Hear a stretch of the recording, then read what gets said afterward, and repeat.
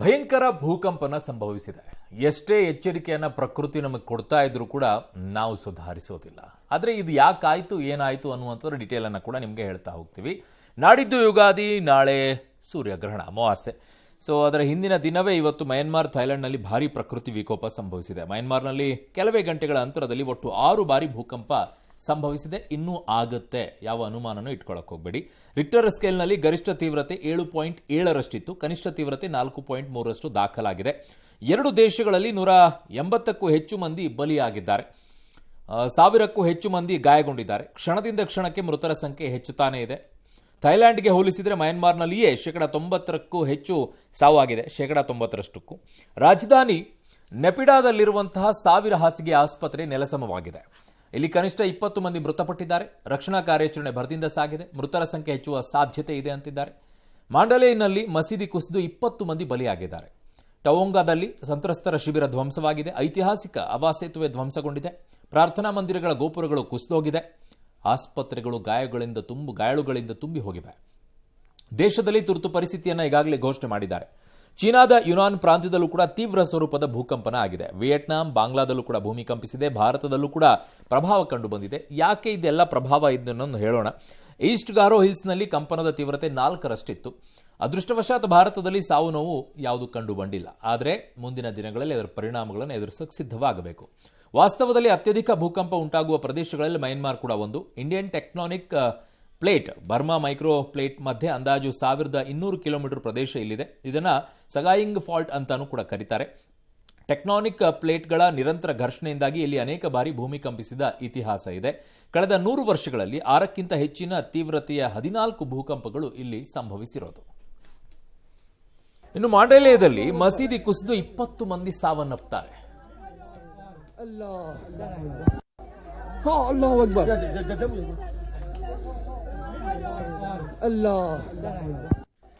ಸಂತ್ರಸ್ತರ ಶಿಬಿರ ನೆಲಸಮಗೊಳ್ಳುತ್ತೆ. 5 ಜನ ಸಾವನ್ನಪ್ಪುತ್ತಾರೆ ಟೌಂಗಾದಲ್ಲಿ.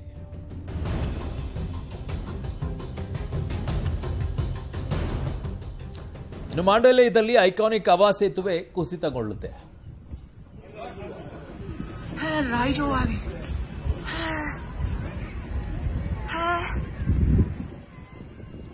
ಇನ್ನು ನೆಪಿಡಾದಲ್ಲಿ ಮನೆ ವಾಲ್ ಇರುವಂತಹ ದೃಶ್ಯವನ್ನ ನೋಡ್ತಾ ಇದ್ರಲ್ಲಿ, ಕೆಂಪು ಬಣ್ಣದ್ದು.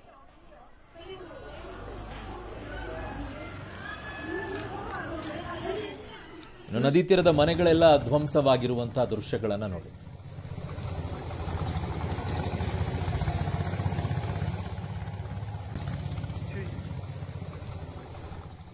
ಇಷ್ಟೆಲ್ಲ ಆಗ್ತಾ ಇದ್ದಂತೆ ಈಗ ರಕ್ಷಣಾ ಕಾರ್ಯ ಭರದಿಂದ ಸಾಗಿದೆ. ಭಾರತವು ಕೂಡ ಏನೆಲ್ಲ ಸಾಧ್ಯತೆ ಇದೆಯೋ ಅವರಿಗೆಲ್ಲ ನಾವು ಸಹಾಯವನ್ನ ಕೊಡ್ತೀವಿ ಅಂತ ಹೇಳಿದ್ದಾರೆ. ಏನೆಲ್ಲ ಬೇಕು ನೆರವುಗಳನ್ನು ಅದನ್ನು ಕೊಡ್ತೀವಿ ಅಂತಲೂ ಕೂಡ ಭಾರತ ಸರ್ಕಾರ ಹೇಳಿದೆ. ಓಕೆ, ಹಿರಿಯ ಪತ್ರಕರ್ತರು, ಚಾನಲ್ ಮುಖ್ಯಸ್ಥರಾಗಿರುವಂತಹ HR ರಂಗನಾಥ್ ಸರ್ ಕೂಡ ಜಾಯ್ನ್ ಆಗಿದ್ದಾರೆ. Sir, welcome sir. ನಮಸ್ಕಾರ ಅರುಣ್. ಎಸ್, ಮಯನ್ಮಾರದ್ದು ಹೇಳಿದ್ವಿ ಸರ್, ಥೈಲ್ಯಾಂಡ್ ಒಂದು ನೋಡ್ಕೊಂಡು ಬಂದ್ಬಿಡ್ತೀವಿ ಸರ್ ಸ್ಟೋರಿ. ಓಕೆ, ಇನ್ನು ಮಯನ್ಮಾರ್ನಲ್ಲಿ ಸಂಭವಿಸಿದ ಭೂಕಂಪನದ ಪರಿಣಾಮ ಪ್ರವಾಸಿಗರ ಸ್ವರ್ಗ ಬ್ಯಾಂಕಾಕ್ ಗಡಗಡ ಅಂತ ಹೇಳಿದೆ. 7.3ರಷ್ಟು ತೀವ್ರತೆಯ ಕಂಪನಕ್ಕೆ ನೋಡ್ತಿದ್ದ ಹಾಗೆ ನಿರ್ಮಾಣ ಹಂತದ ಭವನ ಸೇರಿ ಹಲವು ಕಟ್ಟಡಗಳು ಉರುಳು ಹೋದವು. ಸ್ಥಳೀಯರು, ಪ್ರವಾಸಿಗರು ಎದ್ನೋ ಬಿದ್ನೋ ಅಂತ ಮನೆ, ಹೋಟೆಲ್ಗಳಿಂದ ಹೊರಗೆ ಓಡಿ ಬಂದರು. ಕುಸಿದ ನಿರ್ಮಾಣ ಹಂತದ 30 ಅಂತಸ್ತಿನ ಕಟ್ಟಡದ ಅವಶೇಷಗಳ ಅಡಿ 90 ಕಾರ್ಮಿಕರು ಸಿಕ್ಕಾಕೊಂಡ್ರು. ಅವರ ರಕ್ಷಣೆಗೆ ಇನ್ನಿಲ್ಲದ ಪ್ರಯತ್ನಗಳು ಕೂಡ ನಡೆದವು. ಬ್ಯಾಂಕಾಕ್ನಲ್ಲಿ ತುರ್ತು ಪರಿಸ್ಥಿತಿಯನ್ನು ಘೋಷಣೆ ಮಾಡಲಾಗಿದೆ. ಈ ರಾಜಧಾನಿ ನಗರವನ್ನ ಪ್ರಕೃತಿ ವಿಕೋಪ ವಲಯ ಅಂತ ಘೋಷಣೆ ಮಾಡಲಾಗಿದೆ. ಶೇರ್ ಮಾರ್ಕೆಟ್ ಬಂದ್ ಆಗಿದೆ. ಮೆಟ್ರೋ ಸೇವೆ ಸ್ಥಗಿತವಾಗಿದೆ. ವಿಮಾನ ಸೇವೆ ವ್ಯತ್ಯಯವಾಗಿದೆ. ಮಯನ್ಮಾರ್, ಥೈಲ್ಯಾಂಡ್ನಲ್ಲಿ ಸಂಭವಿಸಿದ ಭೂಕಂಪದ ಬಗ್ಗೆ ಪ್ರಧಾನಿ ಮೋದಿ ದಿಗ್ಭ್ರಮೆ ವ್ಯಕ್ತಪಡಿಸಿದ್ದಾರೆ. ಅಲ್ಲಿನ ಜನರ ಸುರಕ್ಷತೆಗೆ ಪ್ರಾರ್ಥಿಸ್ತೀನಿ, ಅಗತ್ಯ ನೆರವನ್ನ ಕೊಡ್ತೀನಿ ಅಂತ ಕೂಡ ಹೇಳಿದ್ದಾರೆ.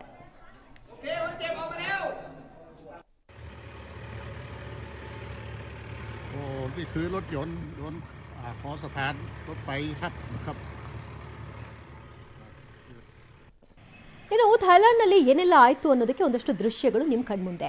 ಕಣ್ಣೆದರೆ ಬೃಹತ್ ಕಟ್ಟಡವೊಂದು ಹೇಗೆ ನೆಲಸಮವಾಗೋಯ್ತು ನೋಡಿ.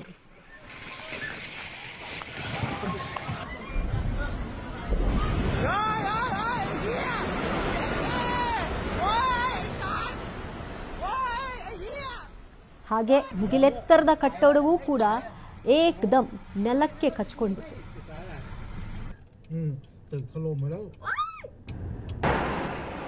ಇನ್ನು ಕಟ್ಟಡಗಳಂತೂ ಇಂತಹ 7.7 7.3 ತೀವ್ರತೆ ಅಂತಂದ್ರೆ ತರಗೆಲೆಗಳಂತೆ ಕಟ್ಟಡಗಳೆಲ್ಲವೂ ಕೂಡ ಉದುರಿ ಹೋದ್ವು.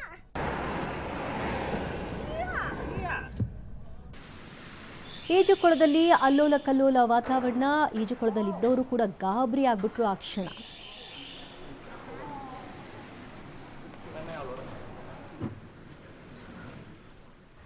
ಇನ್ನು ಕಟ್ಟಡದಿಂದ ಜಲಪಾತದಂತೆ ನೀರು ಹೇಗೆ ಧುಮ್ಮುಕ್ತಾ ಇದೆ ಅನ್ನೋದನ್ನ ನೋಡಿ ಅಲ್ಲಿ.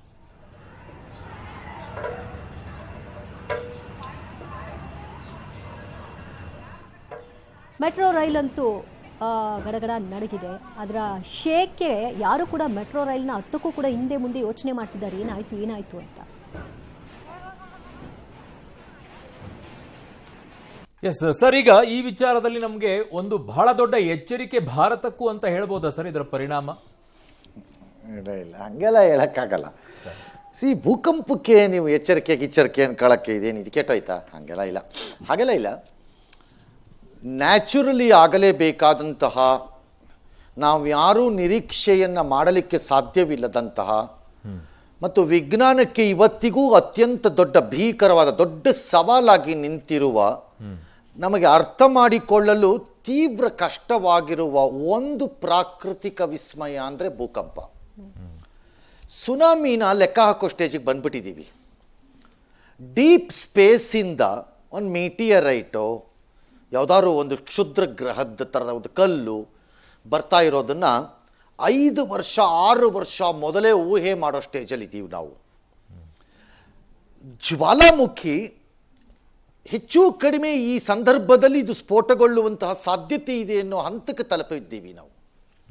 ಆದರೆ ಈ ಭೂಕಂಪನದ ವಿಚಾರದಲ್ಲಿ ಮಾತ್ರ ನಮ್ಮೆಲ್ಲ ಅಧ್ಯಯನಗಳ ಮಧ್ಯೆಯೂ ನಮ್ಮನ್ನು ಅದು ಇನ್ನೂ ಅಚ್ಚರಿಯ ಪ್ರದೇಶದಲ್ಲೇ ಇಟ್ಟಿದೆ. ಹಾಗಾಗಿ ನೀವು ಇದನ್ನು ಭಾರತಕ್ಕೆ ಎಚ್ಚರಿಕೆ, ನ್ಯಾಚುರಲಿ ಅಕ್ಕರಿಂಗ್ ಥಿಂಗ್ಸ್ ಅನ್ನ ನಾವು ಆ ರೀತಿ ಇಟ್ಕೊಳ್ಳೋದು ತಪ್ಪಲ್ಲ. ಯಾಕೆ ಪ್ರಶ್ನೆ ಕೇಳಿದೆ ಅಂದ್ರೆ sir, Indian plate and Burma plate ಎರಡು ಜಾಯಿಂಟ್ ಆಗುವಂತ ಜಾಗದಲ್ಲೇನೆ ಈ ಭೂಕಂಪನ ಸಂಭವಿಸಿರೋದಲ್ಲ. ಇಂಡಿಯನ್ ಪ್ಲೇಟ್ ಅಂತ ಇದೆ ಅಂದ ತಕ್ಷಣ ಇಂಡಿಯಾ ಅಂತಾನೆ ಅಲ್ರಿ. ಇಂಡಿಯನ್ ಓಷನ್ ಅಂದ ತಕ್ಷಣ ಇಂಡಿಯಾದೇ ಸಮುದ್ರ ಅದು ಅಂತಲ್ಲ, ಅದು ಹಾಗಾಗ್ಲಿಕ್ಕಿಲ್ಲ.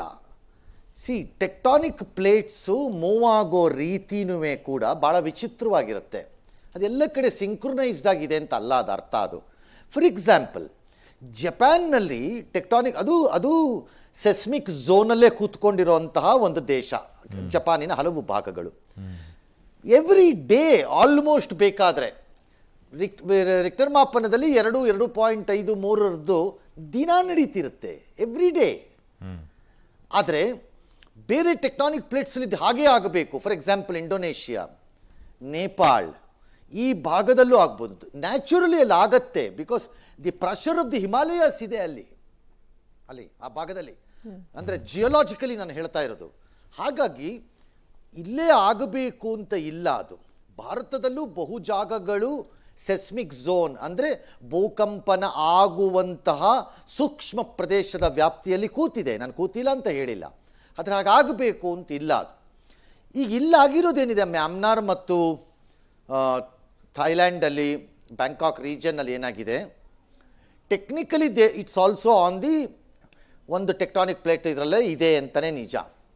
100 ವರ್ಷದಲ್ಲಿ ನೀವು ಹೇಳ್ತಾ ಇದ್ರಿ 6ಕ್ಕಿಂತ ಹೆಚ್ಚಿನ ತೀವ್ರತೆಯ 14 ಭೂಕಂಪನ ಆಗಿದೆ ಅಂತ.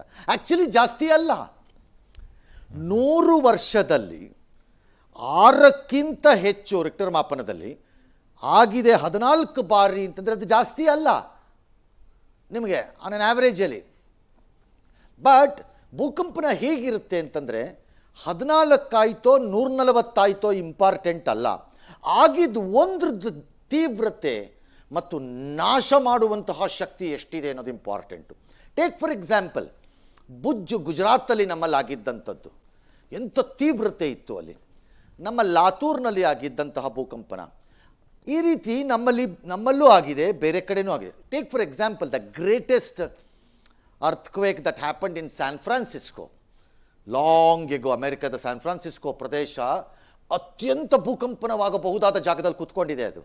ಟೇಕ್ ಫಾರ್ ಎಕ್ಸಾಂಪಲ್ ಜಾಪನೀಸ್ ಭೂಕಂಪನಗಳನ್ನೆಲ್ಲ ನೀವು ತಗೊಳ್ಳೋದಾದರೆ. ಹಾಗಾಗಿ ಒಂದು ಮಾಡೋ ದಾಂಧಲೆ ಏನು ಅನ್ನೋದು ಇಂಪಾರ್ಟೆಂಟು. ಇವತ್ತಾಗಿರೋದರಲ್ಲಿ ವಿಪರೀತವಾದಂತಹ ನಾಶ ಆದಂಗೆ ಕಾಣಿಸ್ತಾ ಇದೆ. ಸಾವು ನೋವುಗಳ ಸಂಖ್ಯೆ, ಆ ನಾಶದ ಪ್ರಮಾಣವನ್ನು ನೋಡಿದ್ರೆ ನನಗಿನ್ನೂ ಜಾಸ್ತಿ ಅನಿಸಿಲ್ಲ,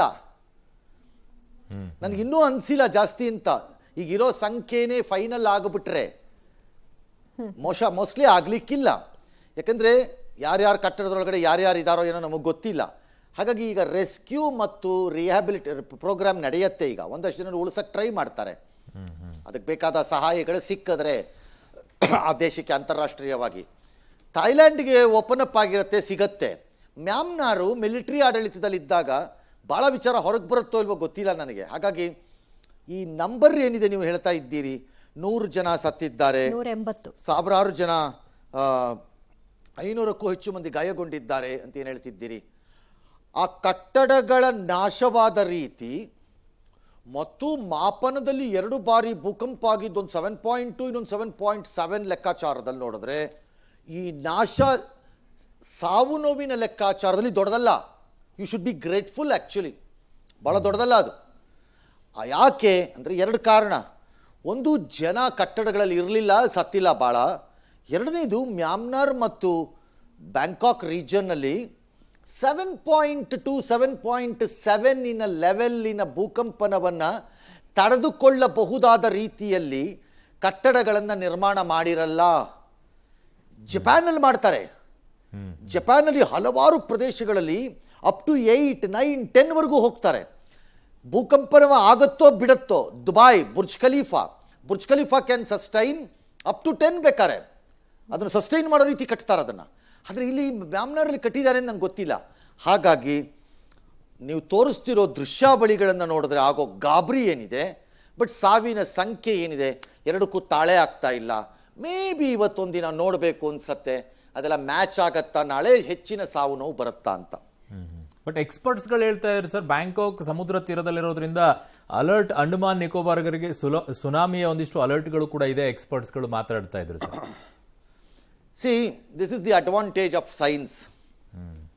ವಿಜ್ಞಾನದಲ್ಲಿ ನಾವು ಇದನ್ನೇ ಸಾಧನೆ ಮಾಡ್ಕೊಂಡಿರೋದು. ಈಗ ಅಟ್ಲೀಸ್ಟ್ ಸುನಾಮಿ ವಿಚಾರದಲ್ಲಿ ನಾವು ಅಷ್ಟೊಂದು ಹೆದರಬೇಕಾದ ಅವಶ್ಯಕತೆ ಇಲ್ಲ. ಉಡಾಫೆ ಹೊಡೆದ್ರೆ ಬೇರೆ ವಿಚಾರ.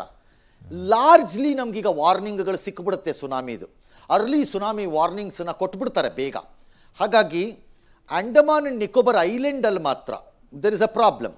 ಏನು ಪ್ರಾಬ್ಲಮ್ಮು ಅಂದರೆ, ಹಿಂದೆ ಬಂದಂಥ ಸುನಾಮಿ ಯಾವ ಪರಿಪ್ರಮಾಣದಲ್ಲಿ ಬಂದುಬಿಡ್ತು ಆ ಬಾರಿ ಸುನಾಮಿ ನಮ್ಗೆ ಗೊತ್ತೂ ಆಗಲಿಲ್ಲ ಬರ್ತಾ ಇದೆ ಸುನಾಮಿ ಅಂತ. ಅದಾದಮೇಲೆ ಸುನಾಮಿ ವಾರ್ನಿಂಗ್ ಸಿಸ್ಟಮ್ಸ್ನೆಲ್ಲ ಡೆವಲಪ್ ಮಾಡ್ಕೊಂಡಿರೋದು.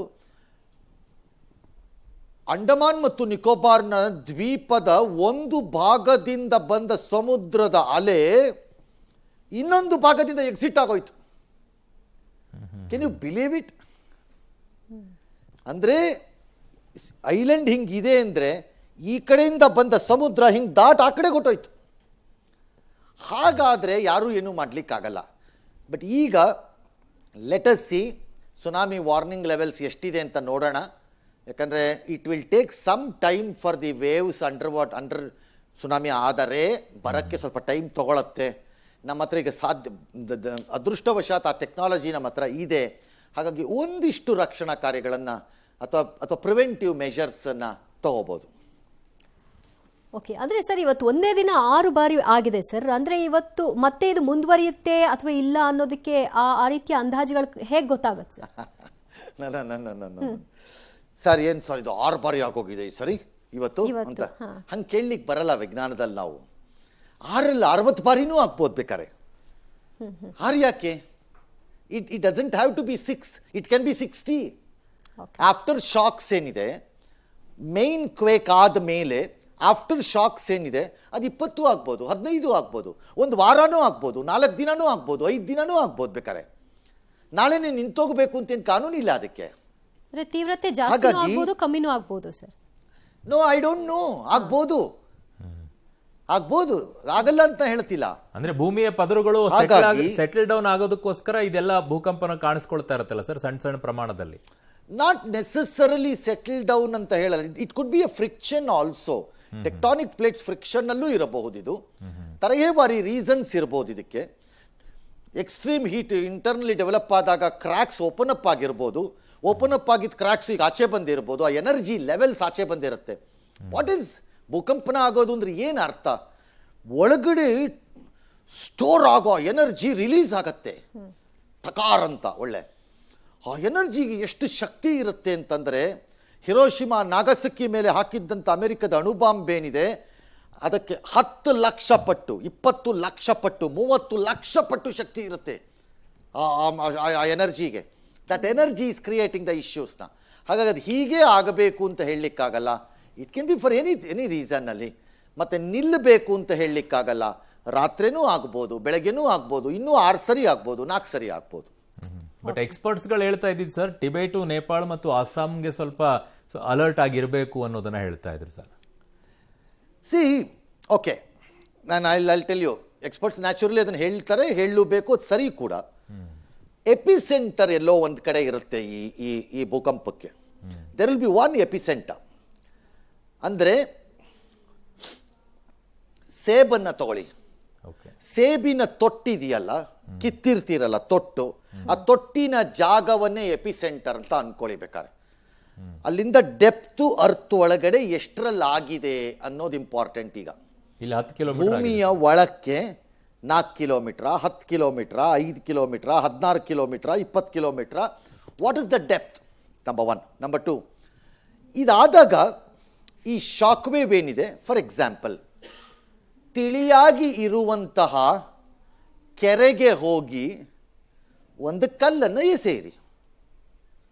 ಆ ಕಲ್ಲು ಬಿದ್ದ ಜಾಗವೇ ಎಪಿಸೆಂಟರ್, ಅದೇ ಕೇಂದ್ರ ಸ್ಥಾನ ಅಂತ ಇಟ್ಕೊಳ್ಳಿ. ಆ ಕಲ್ಲು ಬಿದ್ದ ಕೂಡಲೇ ಉಂಗುರದ ಮಾದರಿಯಲ್ಲಿ ಅಲೆ ಅಲೆಯಾಗಿ ನೀರು ಹೊರಕ್ಕೆ ಹೋಗುತ್ತೆ. That is the area of ಕಲ್ಲು ಬಿದ್ದ ಫೋರ್ಸಿನ ಎಫೆಕ್ಟ್, ಆ ಏರಿಯಾ. ಅದೇ ಥರ ಭೂಕಂಪನದಲ್ಲಿ ಎಪಿಸೆಂಟರ್ ಎಲ್ಲಿದೆ ಅಲ್ಲಿಂದ ರಿಂಗ್ ಮಾದರಿಯಲ್ಲಿ ಅದರ ಎಫೆಕ್ಟು ಸ್ಪ್ರೆಡ್ ಆಗಿರುತ್ತೆ. ಆ ಎಫೆಕ್ಟಿನ ಸ್ಪ್ರೆಡ್ ಆಗುತ್ತಿರುವಂತಹ ವ್ಯಾಪ್ತಿ ಮತ್ತು ಪ್ರದೇಶದಲ್ಲಿ ನೇಪಾಳ, ಅಸ್ಸಾಮು ಎಲ್ಲ ಇರುತ್ತೆ. ಹಾಗಾಗಿ ಬಹು ಸಹಜವಾಗಿ ನಾವು ಆ ಭಾಗದ ಜನರು ಎಚ್ಚರಿಕೆಯಿಂದ ಇರಬೇಕು ಅನ್ನೋ ನಿರೀಕ್ಷೆ ಮತ್ತು ಲೆಕ್ಕಾಚಾರನ ಹಾಕ್ತೀವಿ. ಈಗ ಅದನ್ನೇ ಬೆಂಗಳೂರಿಗೆ ಯಾಕೆ ಹೇಳಲ್ಲ? ಹಾಗಾದರೆ you are not in that sphere of the influence ಅಲ್ಲಿ. ಹಾಗಾಗಿ ಅದನ್ನು ಹೇಳಿರ್ತಾರೆ, ಬಹು ಸಹಜವಾಗಿ ಹೇಳಿರ್ತಾರೆ, ಕರೆಕ್ಟ್ ಆಗಿರುತ್ತದು. ಅಲ್ಲಿ ಆಗಲೇಬೇಕು ಅಂತ ಇಲ್ಲ. ಎಚ್ಚರಿಕೆ ಏನು? ಎಚ್ಚರಿಕೆ ಎಂದರೆ ಏನಿರ್ಬೋದು ಎಚ್ಚರಿಕೆ? ಭೂಕಂಪನದಲ್ಲಿ ಏನಂತ ಎಚ್ಚರಿಕೆ ಇರಬಹುದು?